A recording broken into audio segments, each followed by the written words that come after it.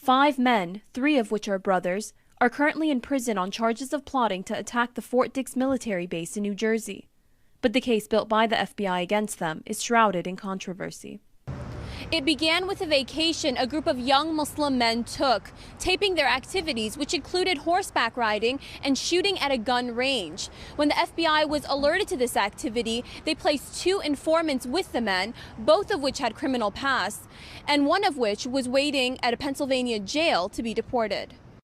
3 of the convicted men are brothers, Shane, Elvier, and Dritan Duca. The oldest Duca brother was talked into buying guns. He wanted to be able to go to a legal shooting range and shoot guns without having to wait in line. So if he owned his own guns, he wouldn't have to do that. But he wanted only to buy legal guns.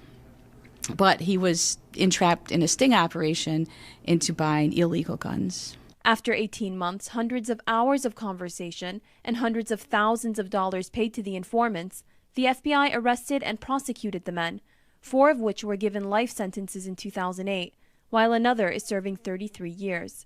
At one point in the investigation, one of the convicted men told the police of the informant's suspicious behavior. That's what is so astonishing to me about this case, is in this case, one of the young men, I think, realized that there was something not quite right, and he calls the police. But even that isn't enough to prove his innocence. That, he called the police on the informant. The government wanted that way. They want to justify themselves. They spent millions of dollars. The judge itself said in the court, we spend millions of dollars, taxpayers' money, to investigate these people. In addition to concerns of weak evidence and allegations of an FBI setup against the men, the parents of the Duca brothers, all of whom received life sentences, discussed the devastating impact the case has had on their family. The third son, she was born, his daughter, when he was in Philadelphia jail. And we asked the judge, please, can he hold for 1 second in his hand his own daughter? He denied. He said no.